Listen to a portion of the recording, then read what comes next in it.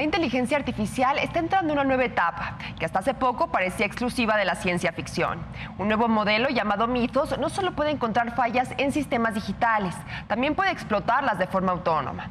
Expertos aseguran que esta tecnología podría transformar la ciberseguridad global, acelerar ataques informáticos y cambiar el equilibrio entre gobiernos, bancos, hackers y grandes empresas tecnológicas. El tema es la portada de mayo de Bloomberg Business Week México. Y precisamente hoy nos acompañan Lucero Longino, editora de la revista, y Carlos Rodríguez, productor ejecutivo de Bloomberg. Lucero, Carlos, bienvenidos a los dos. Muchas gracias por acompañarnos. Me gustaría comenzar contigo, Lucero. Esta es una historia que, como decíamos, es una locura. La tecnología de Mythos involucra temas de defensa, de seguridad, de bancos, de sistemas digitales. Cuéntanos un poco por qué quisieron incluirlo en la portada.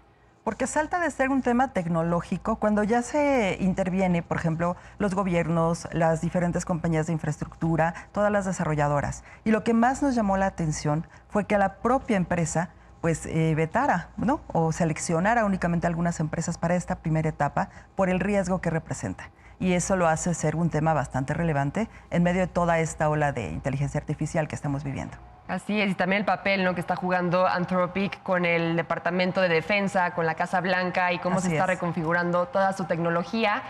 Carlos, me gustaría ir contigo. Una de las cosas más inquietantes del reportaje es que Mythos pues no solamente encuentra vulnerabilidades, también puede ejecutar ataques muy completos y muy complejos también. ¿Qué significa realmente esto y por qué consideras que marca una diferencia frente a otras herramientas de inteligencia artificial?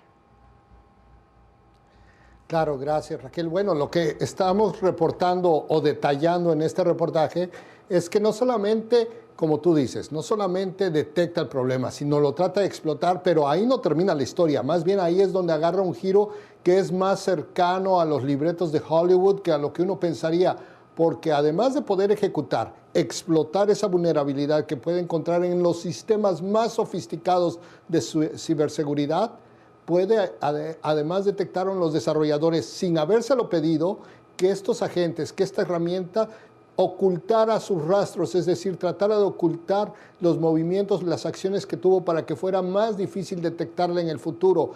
Ahí es donde se prendieron las alarmas y ahí fue donde decidieron, esto no lo podemos sacar al público ni general ni empresarial, sino tendremos que ser muy selectivos, hacer una advertencia, y pedir apoyo a las autoridades para saber cómo administrar eso. ¿Por qué no simplemente cierran la puerta y tiran la llave y se olvidan de eso? Bueno, porque Anthropic está pensando, y puede ser un análisis muy correcto, si no es ellos, alguien más iba a llegar a esto. Ellos calculan que están adelantados incluso de sus mejores competidores como OpenAI de 6 a 18 meses. Entonces, solo es cuestión de tiempo que este tipo de herramientas sean más comunes y puedan hacer los sistemas más vulnerables. Así es, Carlos, y es una competencia bastante fuerte entre todos estos actores que mencionas, y ya desde hace tiempo se ha planteado pues este debate entre el poder de la tecnología, entre gobiernos y compañías. Y esta investigación precisamente plantea que el gobierno va rezagado frente a empresas privadas como Anthropic en esta carrera tecnológica. Entonces, preguntarte si estamos viendo pues cómo el poder sobre la ciberseguridad e incluso sobre la seguridad nacional empieza a desplazarse del Estado más bien hacia las compañías de IA. Mira, Raquel, no es completamente nuevo que la lentitud del gobierno o que no tenga esa agilidad que puede tener una empresa privada y menos en el sector tecnológico.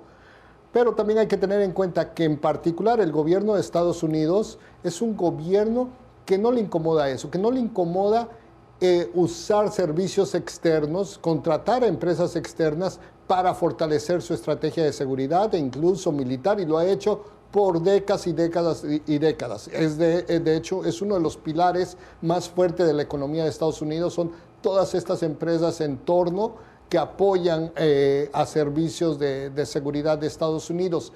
Pero aquí estamos quizás hablando de lo que tú mencionabas al inicio de este segmento, que hace todo esto un poco más ruidoso o más curioso, y es que es precisamente Anthropic quien está en el ojo del huracán de algunos problemas con el Departamento de Defensa de Estados Unidos. ¿Por qué? Porque al Departamento de Defensa de Estados Unidos no le parece la posición de la empresa que ha tomado incluso previamente, antes de que esta herramienta saliera a la luz pública sobre tener regulación, sobre autorregularse, sobre decidir cuáles son las limitaciones o usos posibles que pueda hacer un cliente, una empresa o un gobierno. El gobierno de Estados Unidos no está dispuesto a aceptar esas condiciones, pero por otra parte tenemos una situación donde no existe una regulación, donde no existe ni siquiera un compás o moral o legal que pueda decir qué se debe de incentivar, dónde se debe de limitar, y es por eso que la misma empresa está poniendo sus propios límites.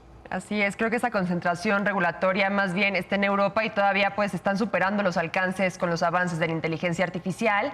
Y Carlos, precisamente hablamos hace apenas unos meses de este caso de un hacker que utilizó Claude, el chatbot de Anthropic, para atacar instituciones gubernamentales mexicanas, robar datos confidenciales. Entonces, ¿ese caso demuestra que ya esta amenaza pues dejó de ser hipotética? Claro, y si pensamos, Raquel, que esto ya está encendiendo focos rojos en instituciones, organizaciones como los grandes bancos de Estados Unidos, como algunas de las secretarías más importantes de Estados Unidos, bueno, en México, además de sonar los focos rojos, deberían estar sonando de encenderse los focos rojos, deberían de estar sonando las alarmas y preocupar verdaderamente, porque ese caso que tú mencionas, que se dio, si no mal recuerdo, en febrero, fue un caso donde se obtuvieron los datos de 195 millones de registros, tanto de RFC mexicano como de identificación electoral, datos muy, muy sensibles de la vida diaria de un mexicano, y los obtuvo un hacker solo usando una herramienta que es mucho, mucho menor capaz que Mitos, que es en la que se enfoca este reportaje. Si a eso le agregas, Raquel, que hace unos años, como en la revista hemos estado muy puntualmente reportando como exclusivas, por ejemplo, cuando el mismo Banobras perdió por momentos temporalmente y a una porción permanentemente millones y millones de dólares, y otros riesgos donde ha estado expuesto otros bancos mexicanos y hasta el mismo Banco Central. Entonces eso te habla de por qué economías más pequeñas o empresas donde no se está invirtiendo lo suficiente en ciberseguridad deberían de estar muy preocupados de que esta herramienta se llegue a manos ya no de grupos gubernamentales asiáticos de Norcorea, sino de una banda criminal X pequeña que se ponga a experimentar en Tepito.